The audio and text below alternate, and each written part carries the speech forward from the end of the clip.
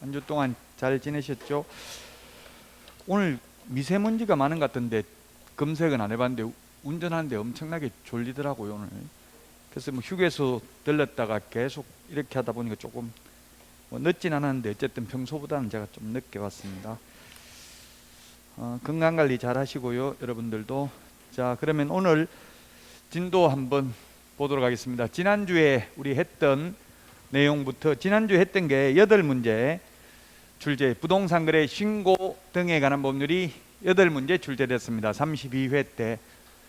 용어 정의는 왜 필요하냐면 우리 부동산 거래 신고는 토지, 건축물, 입주권, 분양권, 매매 계약만 부동산 거래에 신고합니다.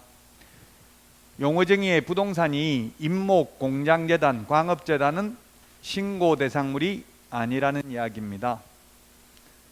토지, 건축물, 입주권, 분양권, 매매계약, 공급계약만 부동산거래에 신고한다.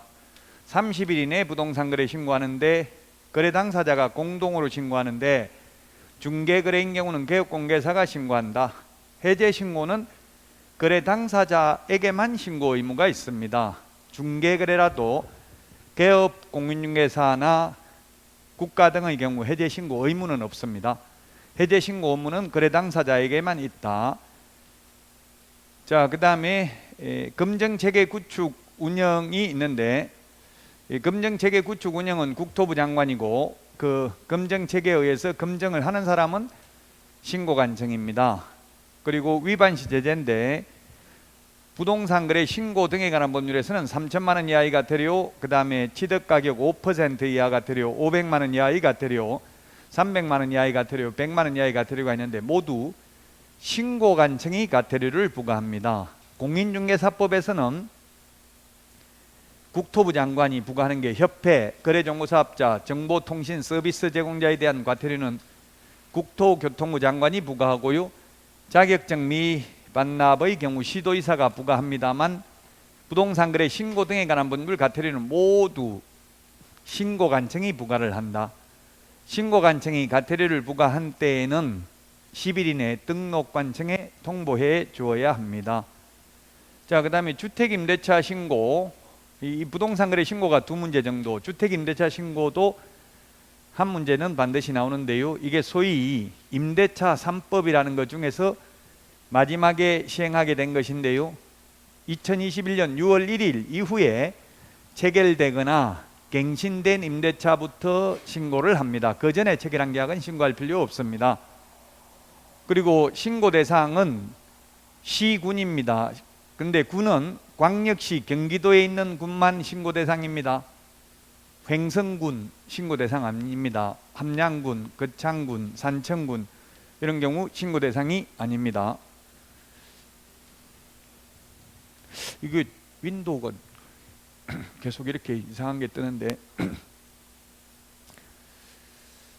자, 그 다음에 보증금 6천만 원 초과, 월차임 30만 원 초과 둘 중에 하나에 해당돼야 신고 대상입니다.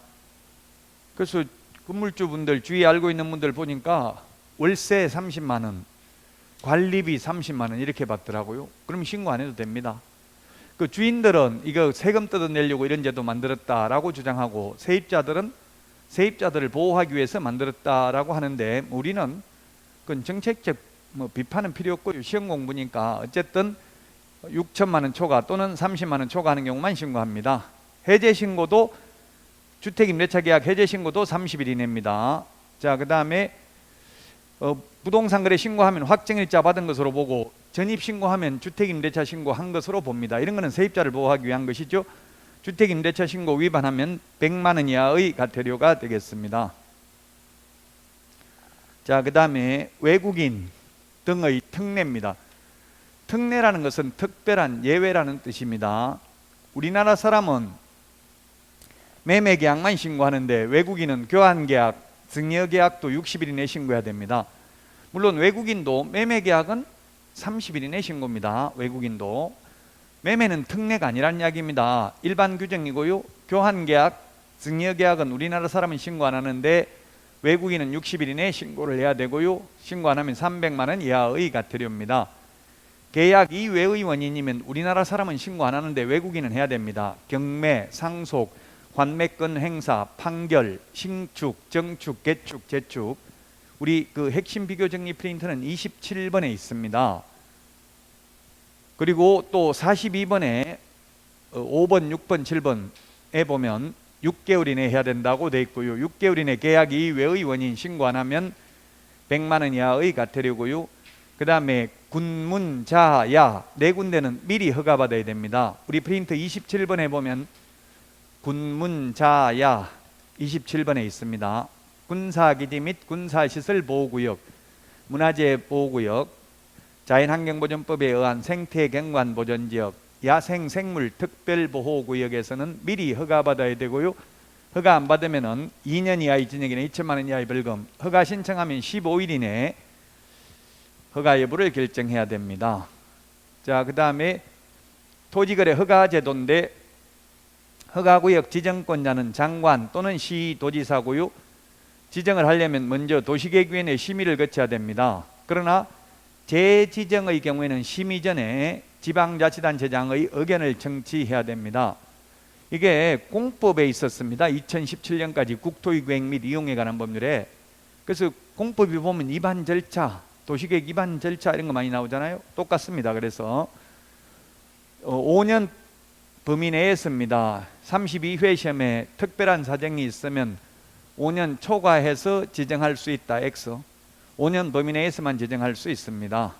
그 다음에 일정 기준 면적을 초과하는 소유권, 지상권에 관한 유상계약이나 예약만 허가받고 무상이면 허가받지 않습니다. 일정 기준 면적 이하면 허가 안 받습니다. 그 일정 기준 면적은 우리 프린터 32번에 있는데 지금 우리 교과서는 개정될 걸 예정해서 바꿔놨고요. 제 프린터 32번은 아직 바뀌지 않았기 때문에 지금 현재 있는 내용을 적어놨습니다. 그래서 이 면적은 지금 암기할 필요 없다고. 예를 들면 주거지역 180제곱미터 초과인데 지금은 앞으로 그 60제곱미터로 바뀔 예정입니다.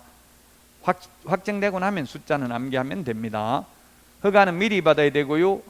15일 이내 허가 여부를 결정해야 됩니다. 15일은 우리 프린터 49번에 있습니다. 그래서 허가 신청을 하면 15일 이내에 허가 처분을 하거나 불허가 처분을 하거나 선매 협의 사실 통지 셋 중에 하나를 해야 되고요. 아무런 조치를 안 하면 16일 되면 허가받은 것으로 봅니다. 그 다음 날 되면 이게 자, 그 다음에 이용 의무, 의무기간이 있습니다. 우리 프린터 32번에 동그라미 6번에 있는데 허가는 5년 범위 내에서 의무기간이 있는데 농업, 임업, 축산업, 그 다음에 대체토지 취득, 주거용, 복리시설, 편의시설은 2년입니다. 32번에 동그라미 6번.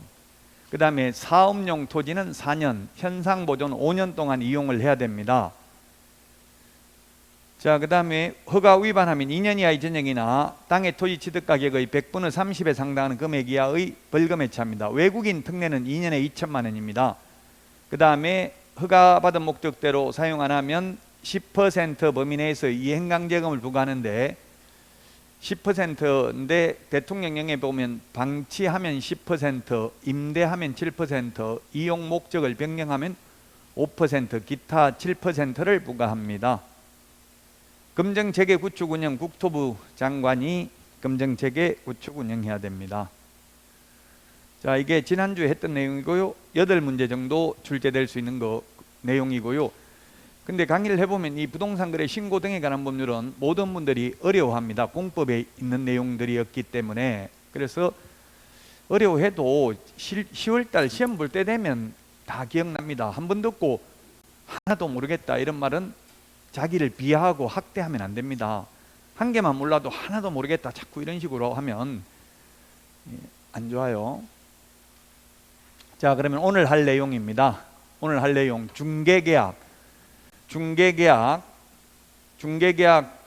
오늘 할 내용 중개계약은 그렇게 중요하진 않습니다. 이제 조사 확인이 중요한데요. 조사 확인이 중에서 분묘기지권, 장사 등에 관한 법률, 농지법, 그 다음에 확인설명서, 서식, 요게 4가지가 중요합니다. 제가 좀 빨리 진도를 법령을 나왔습니다. 지금까지 한 내용만 해도 35문제 맞춥니다. 사실은 35문제 맞추니까 85점 이상은 받는데 그 실무를 제가 시간을 많이 할애한 게 이 분묘기지권은 민법에 물권법에 해당되기 때문에 민법 시험에도 나올 수 있습니다. 그리고 또 농지법이 있는데 농지법은 공법에 나올 수 있습니다.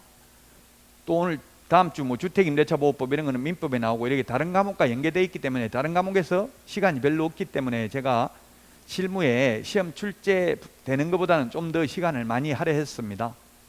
처음에는 좀 힘들었겠지만 그래도 계속 반복하는 것이니까요. 걱정하지 말고 수업만 따라서 들으시면 되겠습니다. 오늘 그래서 분묘기지권, 장사 등에 관한 법률, 농지법, 확인설명서, 서식. 오늘 서식 내드렸죠. 서식이 올해부터 바뀌었습니다. 개정된 부분이 있기 때문에 개정된 거 이런 것들을 주의해서 보시면 되겠습니다. 자, 그러면 먼저 이제 오늘 376페이지 우리 교과서는 교과서 376페이지 맨 위에 보면은 뭐라고 돼 있어요? 학습 포인트 자주 출제되는 부분 아니다고 돼 있죠? 예, 거의 출제 잘 안 됩니다.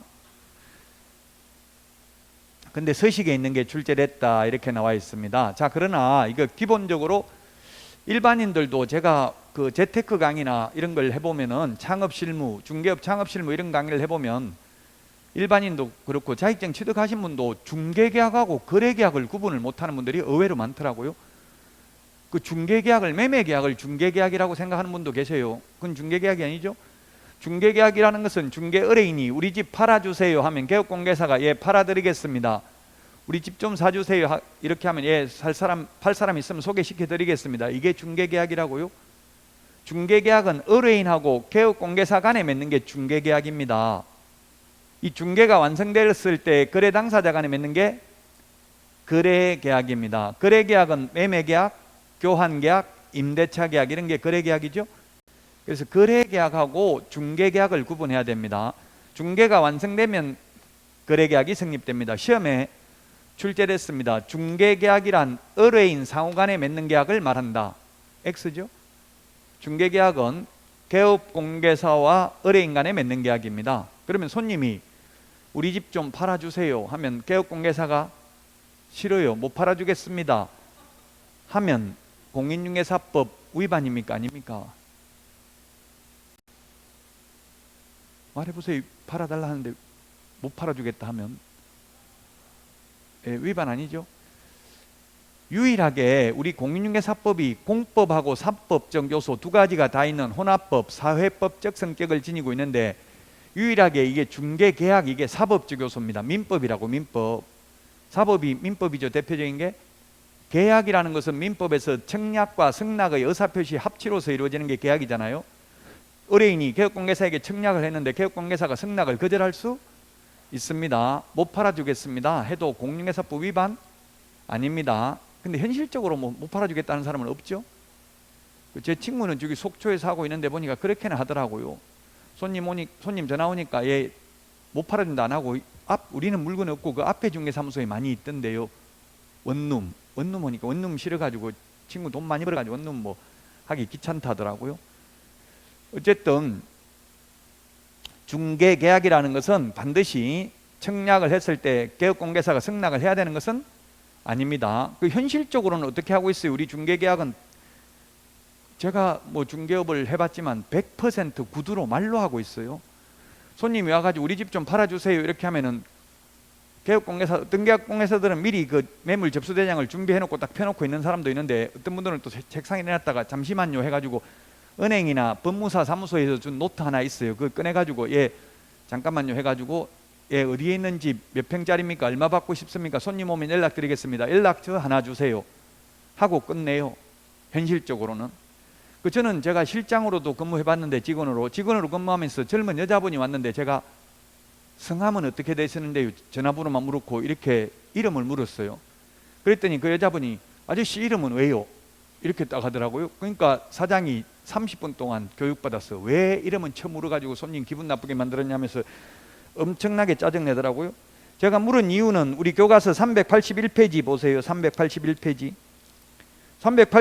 이게 일반 중개 계약서잖아요. 381페이지 이 맨 밑에 의뢰인, 주소, 생년월일, 성명, 전화번호 적는 란 있죠.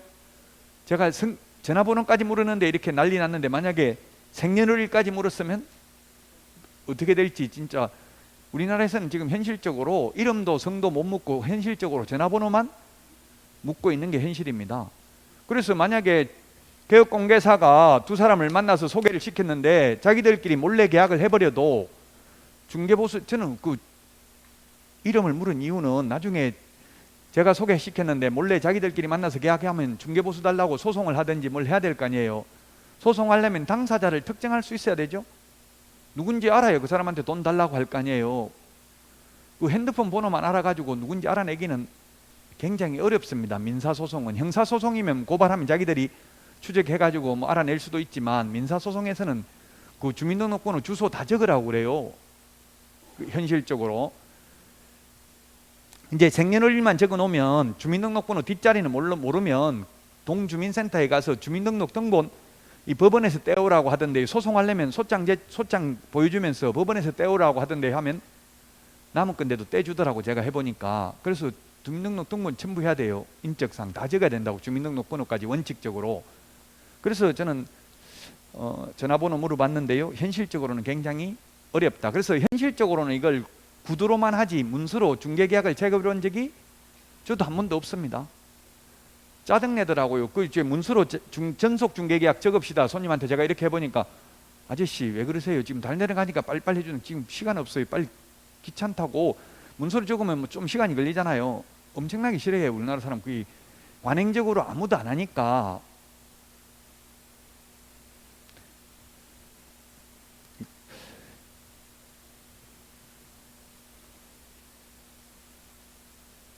자, 시험에는 뭐 안 나오지만 그래도 기본 개념은 알고 있어야 됩니다. 시험에 잘 나오지는 않지만.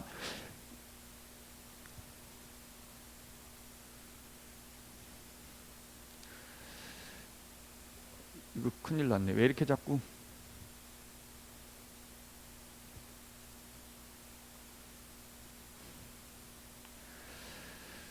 자, 낙성 불효식 계약입니다. 낙성 불효식 계약은 청약과 승낙의 의사표시 합치로서 이루어지는 거지, 반드시 요물 요식 계약, 일정한 형식을 요하거나 이런 거 아니라는 이야기입니다. 쉽게 말하면 중개계약을 문서로 안 하고 그냥 말로 구두로 해도 된다, 이런 취지입니다. 시험에 출제됐었습니다. 요물 요식 계약이다, X. 우리 계약금 계약은 요물 계약이잖아요, 민법에서. 그러나 중개계약은 그냥 청약과 승낙의 의사표시 합치로서 이루어진다. 그리고 상속 같은 거는 요식행위이기 때문에, 상속은 엄격한, 유언 같은 거는 요식행위이기 때문에 엄격한 5가지 방식에 의해서 유언을 해야 됩니다만은 우리 중개계약은 말로 해도 된다. 그 다음에 유상, 중개보수를 지급하니까 유상계약이고, 쌍무계약이라는 것은 쌍방의 의무가 서로 대가적 관계에 있다. 그럼 뭐가 쌍무계약이냐 하면, 우리 집 팔아주세요 하면 개업공개사는 팔아줄 의무 있어요, 없어요? 반드시 계약 성사시킬 의무 있냐고 없냐고요? 없어요. 안 팔리는데 어떻게 팔라고 해도. 그래서 완전한 쌍무계약은 아니고 팔기 위해서 노력을 할 의무, 선량한 관리자의 주의 의무만 있어요. 그래서 조건부 쌍무계약, 특수한 쌍무계약, 편무계약에 가까운 쌍무계약, 이런 표현을 쓰고 있습니다. 판례입니다. 시험에 한 번은 나온 적이 있습니다. 무상계약이다 하면 X입니다. 무상은 공짜죠. 편무계약은 증여계약처럼 한 사람에게만 의무가 있는 게 편무계약인데, 편무계약 아니라는 이야기입니다. 이게 X. 쌍무계약, 유상계약이다. 그 다음에 민사중개계약이다. 상사중개계약이 아니고요, 상행위를 중개하는 것을 상사중개라고 하는데, 상행위 이외의 것을 중개하는 것, 직업중개, 혼인중개, 부동산중개를 민사중개라고 합니다. 자, 그 다음에 비전형계약. 비전형이라는 말은 민법 법전에 형태가 없는 계약을 비전형계약. 무명계약이라는 건 이름이 없다는 이야기인데, 민법에 법전에 이름이 없는 걸 무명계약이라고 합니다. 그럼 민법 법전에 이름이 있는 전형계약, 유명계약, 전형이나 유명이나 같은 말이죠. 있을 유자, 이름 명자, 이름이 있다. 민법 법전에 형태가 있다. 민법 법전에 형태가 있는 게 15가지 전형계약이 있죠. 매매, 교환, 임대차, 현상광고, 도급, 임치 등 15개가 있다고요, 전형계약이. 여행자 계약이 하나 더 생겼잖아요, 옛날에 14개 전형계약에서. 근데 민법 시험에도 전형계약 중에서 매매, 교환, 임대차만 시험 범위라고요. 나머지는 시험 범위 아닙니다.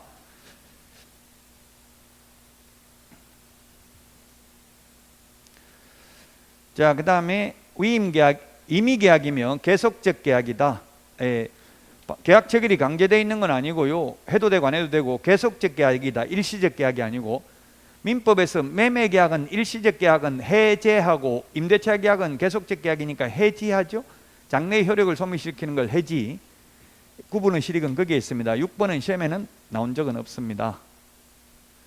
자, 그러면 중개계약의 종류가 5가지가 있는데, 중개계약의 종류가 5가지가 있는데, 일반 중개계약 그리고 보통 중개계약을 오픈 리스팅이라고 하는데, 오픈 리스팅, 열려있다. 이 미국에서 오픈 리스팅은 소송의 초대장이라는 말이 있을 정도로 분쟁의 소지가 많습니다. 여러 개업공개사에게 경쟁적으로 의뢰를 해서 이 중에서 가장 먼저 계약을 성사시키는 개업공개사에게만 중개보수를 지급하면 되죠.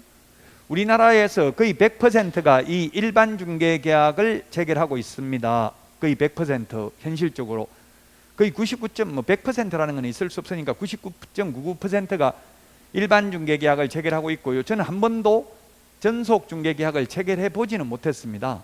현업에서 일반 중개계약이 거의 대부분입니다. 그러다 보니까 먼저 계약을 성사시킨 사람만 중개보수를 받기 때문에 전부 다 개업공개사들은 현실적으로 사기를 칠 수밖에 없어요. 구조적으로 어떻게든지 먼저 계약을 성사시켜야 중개보수를 받으니까. 그래서 현업을 하다 보면 가장 슬픈 게 누구냐 하면 개업공개사의 적은 의뢰인입니까? 개업공개사입니까?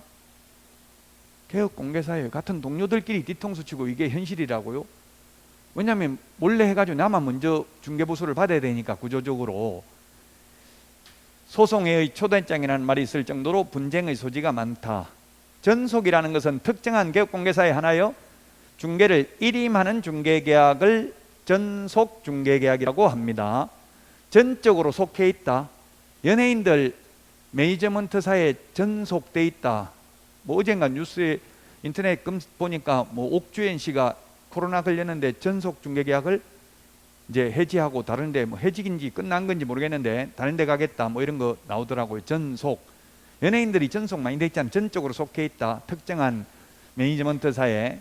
우리 개업공개사도 중개 의뢰인도 특정한 개업공개사의 하나여 중개를 일임하는 게 전속 중개계약입니다. 독점도 똑같습니다. 다만 차이점은 전속은 의뢰인 스스로 발견한 거래 상대방하고 직접 계약을 체결한 경우에는 중개보수를 지급할 의무가 없습니다.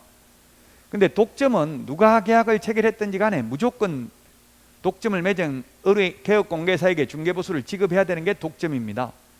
그 미국이나 유럽, 캐나다 이런 선진국들은 거의 독점 중개계약을 하고 있더라고요.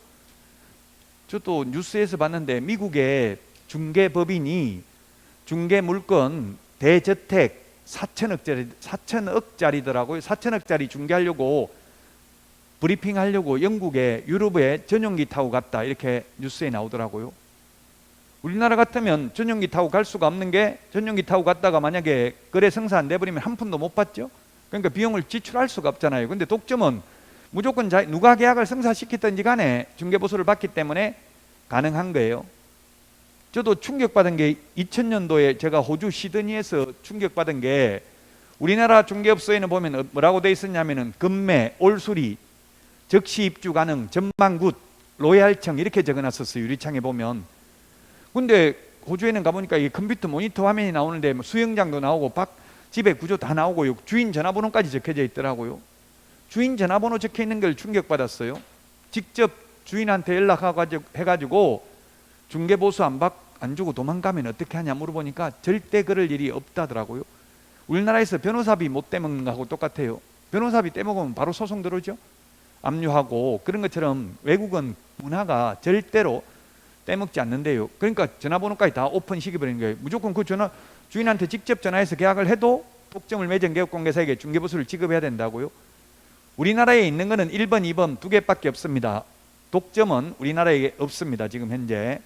개업공개사에게 가장 유리하다고 봐야 되고요. 그 다음에 공동중개계약은 둘 이상의 개업공개사가 개입돼서 거래를 성사시키는 걸 공동중개, 단독은 혼자서 양쪽을 다 속해시키는 것을 단독중개라고 합니다. 현업에서는 단독중개를 뭐 양타 쳤다 이런 걸 말로도 하고요. 양타 쳤다는 말도 하고, 공동중개는 단타, 반타 또는 쪽 한 건 했다 이렇게 하더라고. 쪽. 인천에서는 제가 인천시 부평구 상곡동에 있는 개업공개사님 먼저 보고 쪽 한 건 했는데 식사 대접하겠습니다 그러더라고요.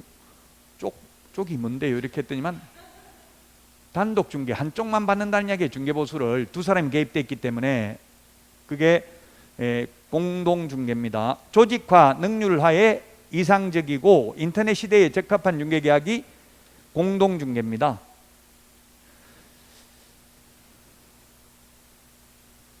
자, 그 다음에 순가 중개, 정률, 정가 중개인데요. 시험에는 이건 한 번 딱 출제됐습니다. 순가라는 것은 의뢰인이 먼저 의뢰 가격을 제시합니다. 보통 강원도에 있는 땅 같은 거 이런 거 많이 그렇게 해요.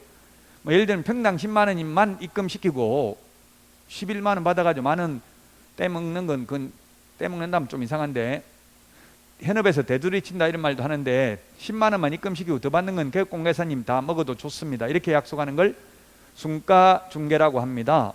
순가 중개가 시험에 나왔는데 순가 중개 그 자체가 당연히 공인중개사법 위반되는 것은 아닙니다. 실제 초과해서 받으면 위반입니다. 투기를 조장할 우려가 가장 높습니다. 10억만 입금시키고 더 받는 건 먹어도 좋습니다 이렇게 하면.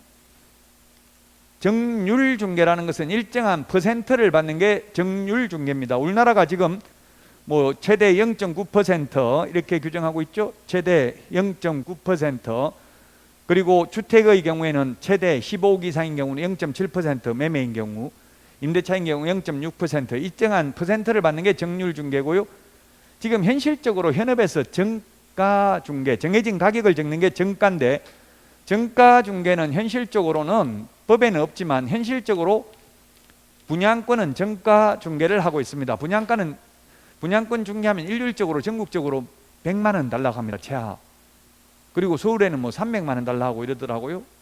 그냥 일정 금액을 달라고 그래요. 분양권은 법대로 안 받고, 분양권인 경우는 시험에 나오면 현재까지 들어간 돈, 계약금만 들어간 상태면 계약금 들어간 데다가 프리미엄까지 합산해서 요율을 곱하는 게 시험에 나오면 그렇게 답해야 되는데, 현실적으로는 그냥 무조건 최하 100만 원 달라 한다고, 정해진 금액 100만 원, 200만 원, 300만 원 이렇게 달라고 해요. 그게 정가 중개가 되겠습니다. 시험에 굳이 나온다면 이게 현실적으로 활성화시켜야 되는 게 공동중개. 돈 많이 벌려면 공동중개하면 중개보수 한쪽밖에 못 받잖아요. 단독중개하면 양쪽 다 받아요. 그럼 돈 많이 벌려면 개업공개사는 공동중개를 활성화시켜야 된다, 단독중개를 활성화시켜야 된다. 답은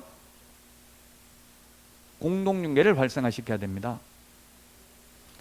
시험에 나오면. 저도 제가 경기도에서, 예를 들어서 경기도 군포시에 있는데 서울에 있는 중개업소가 전화 왔더라고요. 경기도에 있는 데서. 서울에서 전화 와가지고 네이버 부동산 보고 아파트 전화 와가지고 그 이 편한 세상 33평 아파트 지금 매수인 데리고 갈 건데 공동중개 할 거냐 묻더라고요. 한다고 해야 돼, 안 한다고 해야 돼요? 돈 많이 벌려면 안 한다고 해야 돼요?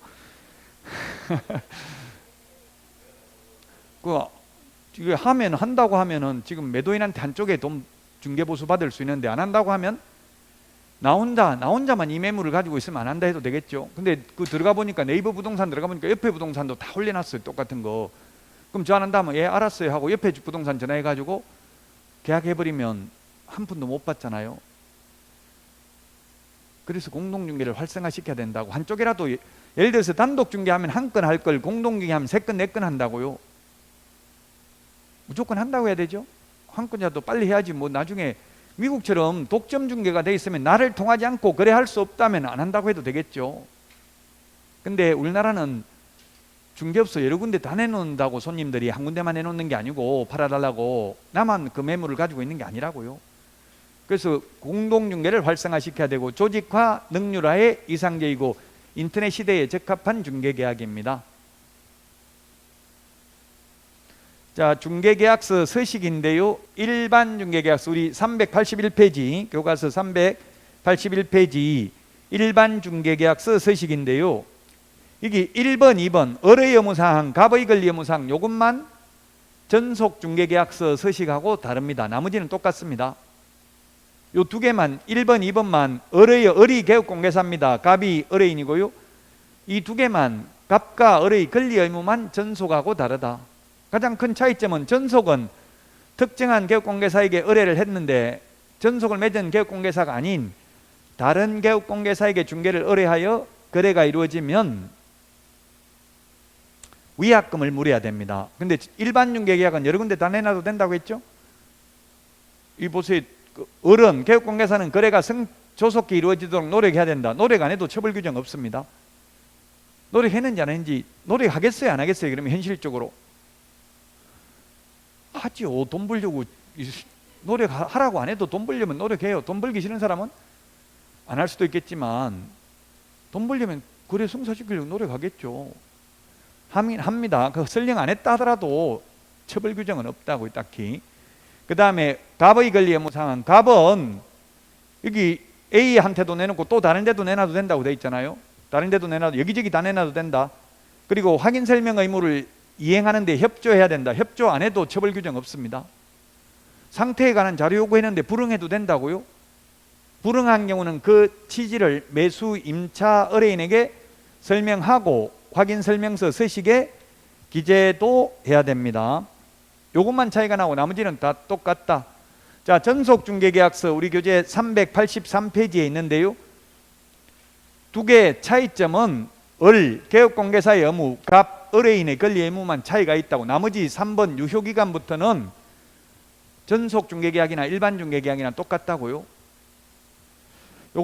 요거만 차이가 나는데, 자 그러면 383페이지 거기에 보면 을의 의무사항, 갑의 권리 의무사항인데 을이 앞에 법령에서 다 했습니다. 을개업공개사는 2주일에 1회 이상 업무 처리 사항을 문서로 통지해야 됩니다. 구두로 하는 게 아니고. 이거 1번, 2번 시험에 잘 나옵니다. 그리고 7일 이내에 정보 공개해야 됩니다. 비공개 요청하지 않는 한 어디다 공개해야 돼요? 정보망 또는 일간신문에 정보를 공개해야 됩니다. 그리고 비공개 요청하면 공개하면 안 되고요. 그리고 확인 설명 의무를 성실히 이행해야 된다.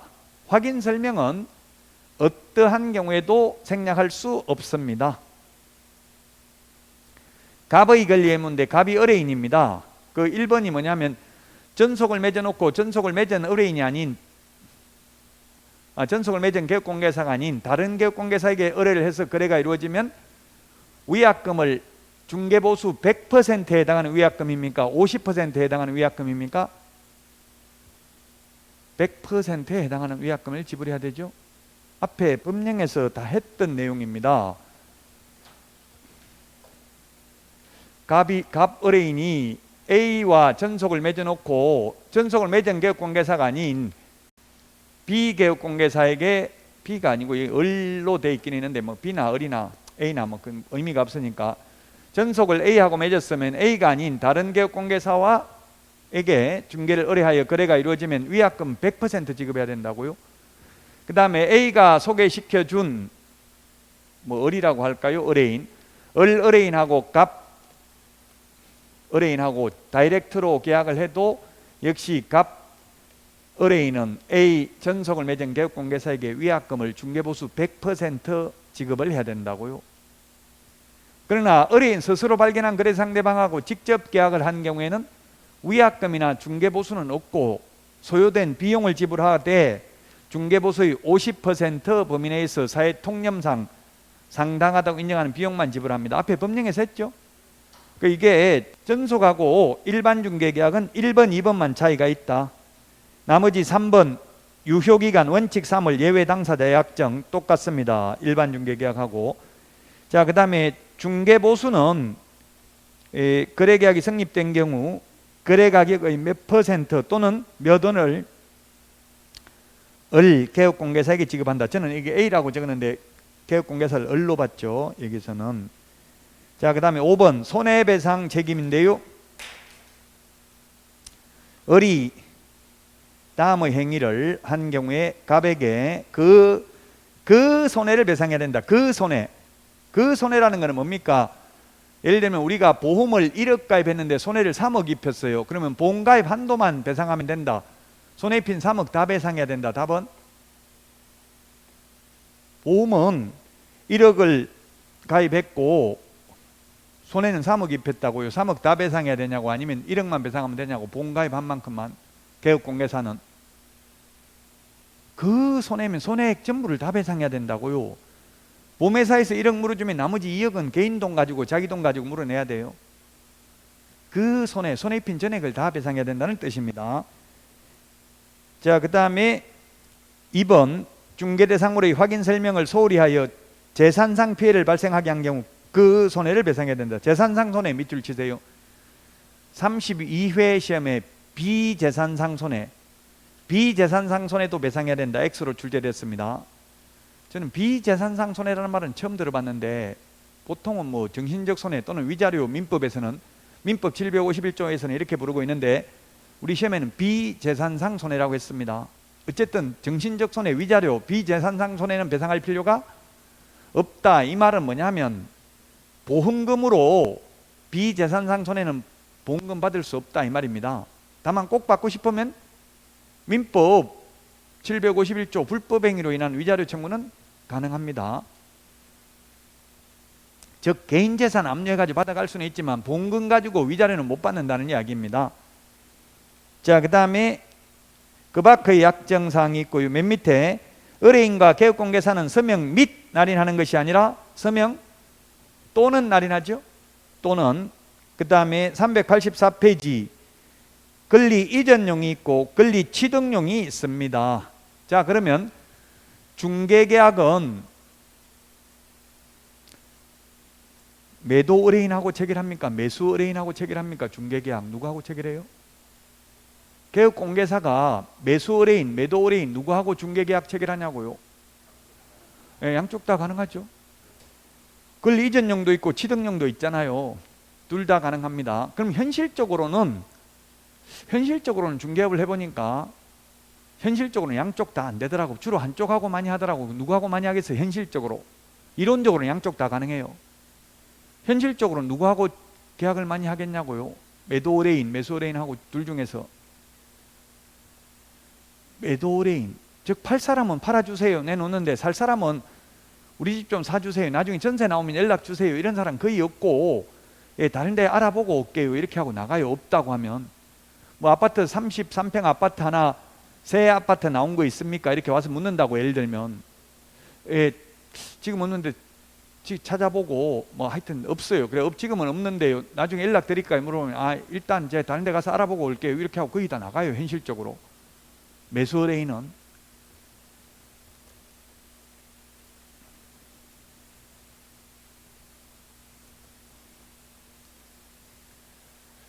자, 이 중개계약이 시험에 많이 나오지는 않지만 이런 마인드, 리갈 마인드, 사고력은 가지고 있어야 됩니다. 이게 대해서. 자, 중개계약까지 했고요. 조사 확인부터는 쉬었다가 하도록 하겠습니다.